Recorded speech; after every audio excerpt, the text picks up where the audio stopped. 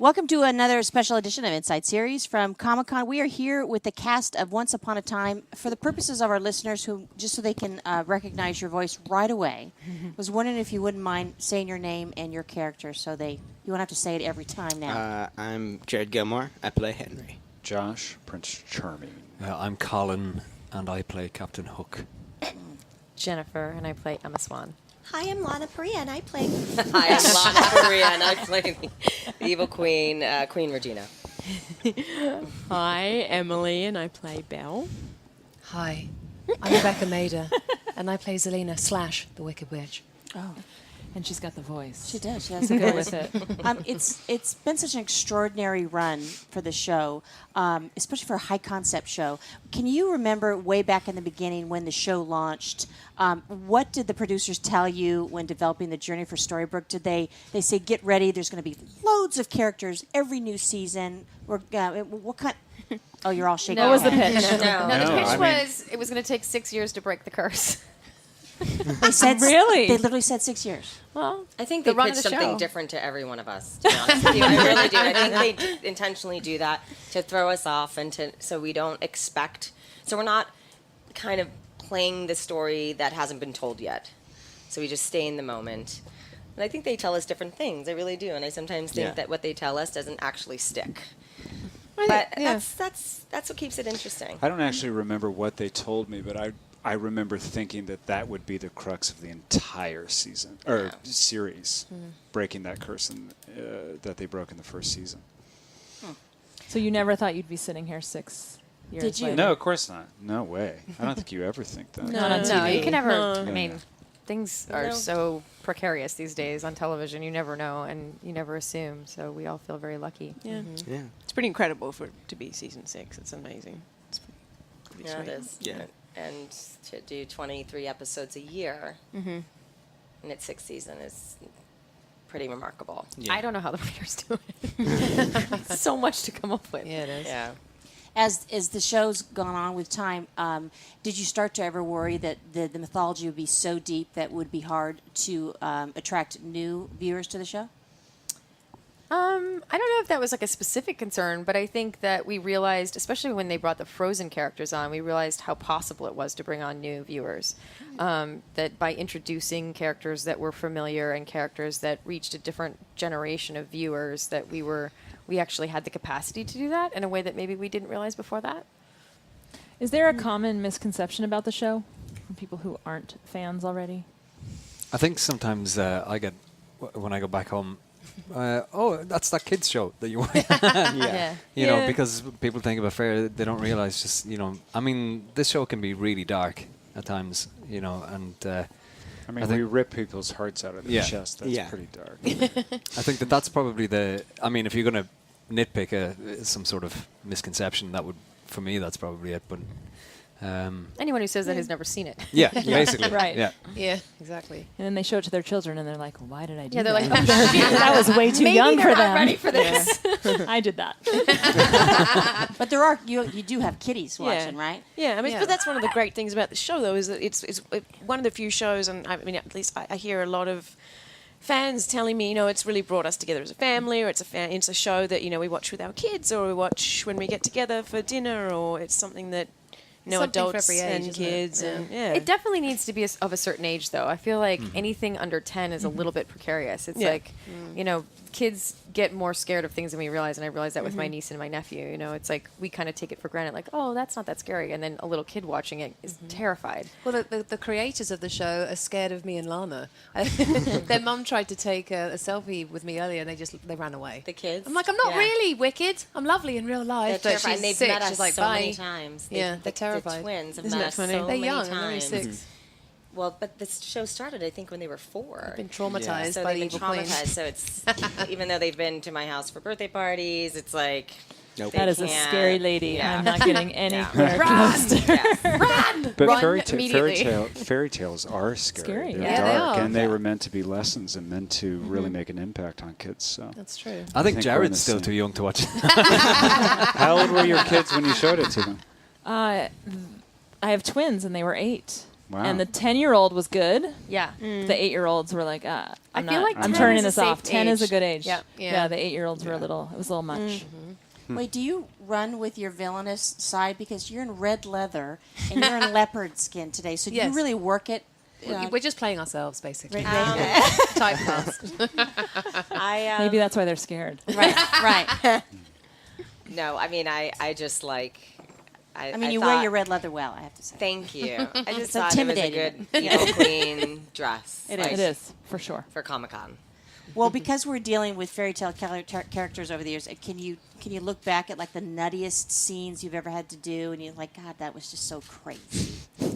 That's daily. Is that daily? Is it That crazy? is literally daily. Yeah. If you really break it down into what we're trying to make real, it's daily. Act with the air. Yeah. Often. Yeah. We Green use our screen, blue imagination, screen. which is actually fun because you kind of revert back to your childlike mind where you have to create the things that aren't there and react to them and pretend that they're real. So it's fun. You're like exercising that part of your brain again. Yeah, I mean, I had a scene that never actually made it to air where I was talking to Dorothy and I had to talk to my monkey, poof her out, do something to the dog, to Toto, make something else, get a thing, prick her finger, she fell down. But I'm literally just flailing around because nothing was really happening. I'm like, I feel ridiculous. And then you watch it and you're And like, it looks I'm amazing. a badass. Yeah, when did you I actually do watch the that? show, you're like, I'm amazing. I'm very good. But on the day, you're like, I find it's not so much when we're acting the scenes. I find it's when you have to go in and do the ADR for where you're being thrown across the room by some sort of beast, and then you're like, like, but we never. It's not fully rendered at that stage, so it's like you just see this cardboard thing, and there's a guy going, "Oh, I will kill you!" Like this, and it's not like, it's like Oh, yeah. When it's someone else's voice. Yeah. In it's the place of worst. yours. yeah. That's pretty funny. So you guys are in 190 countries, is that right? yeah, Yes. that's right. You probably know So more. Yeah. have You you? probably know What's we're the? crazy. Have you traveled overseas with the show, and what's the craziest Yes. fan reaction overseas? Brazil is Yeah, bonkers. Brazil. Yeah, Brazil. Oh, yeah? We're So huge in huge. Brazil. It's massive. It's fantastic. I mean, Very they lose passionate. their minds. Oh, that's amazing. We're like One Direction when we go there. We can't walk down the street. Yeah. It's amazing for It's the ego. amazing. so It is. passionate. So you're all moving to Brazil. Yes. Come to to know. Rio. It's great. Yeah, right. Come for the Olympics, stay for Once Upon a Time. But the fans are very, like it. very fervent. They're very passionate. They're very committed and loyal to the show and to us. And I think like ultimately the show really is about hope. Like that's like the theme throughout. I find, and that's important, especially now. The world Yeah. is now. What's happening? It's, We need a lot of hope. you meet these fans and they, have really compelling stories about how our show has impacted their lives through all different stages, through illnesses, through deaths, through breakups, Depression. through depression, suicidal thoughts, and how this show has given them so much hope. And, they're like, they tell us all the time, I don't know how we would have been able to get through things if it weren't for Once Upon a Time. That's amazing. So it gives them it's like an anchor for them. They all connect with one another via social media, but also like here at Comic-Con when they get together and they have this common denominator, and it's really inspiring, and also continues to inspire art, which I find fascinating with the fan fiction and all the we have art, yeah. art like It's amazing. paintings that are constant. I mean, it's just amazing what's come out of the show. It's cool, and it's nice to hear about people that have, like you sort of started to say, bonded over the show and become friends because of, whether it be on Facebook or whatever once accounts and something. Yeah, I it's, like just, it. it's really cool to sweet. be a part of something that is so inspiring and in a positive way. Right. It's Well- so positive. Well, it's got to be the whole the archetypes of fairy tales and how those are so entrenched for generations and I mean, they've been around forever, so they have such a core with all cultures, and that it translates so well. I mean, it just speaks. I think it speaks to that too. Yeah, definitely. So interesting. One more question, I'll let you go. What do you think is the most underappreciated thing about the show, especially around Emmy time? I love they're the not- facial expression of that question. That was aggressive. I like it. Eduardo Castro. I think What's Eduardo up? Castro deserves an Emmy. He's been nominated many times, but he hasn't won one, and the costumes are phenomenal. Yeah. And Yeah, it's his turn now. It is his turn.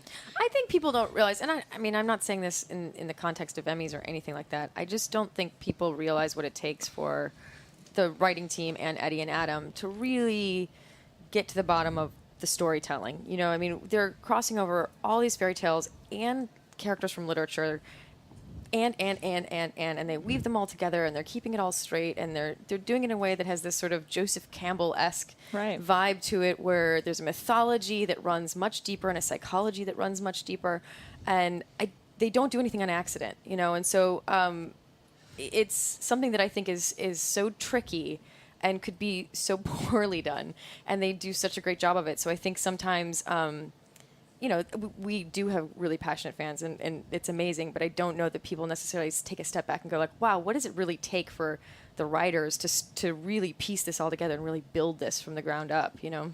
Or even collectively, to do 23 episodes and to do what we do with all the magic and, you know, the costumes, like the costume department, how they put out those costumes as quickly as they do. I mean, there's so many people involved. There's like 350 people that work on this show.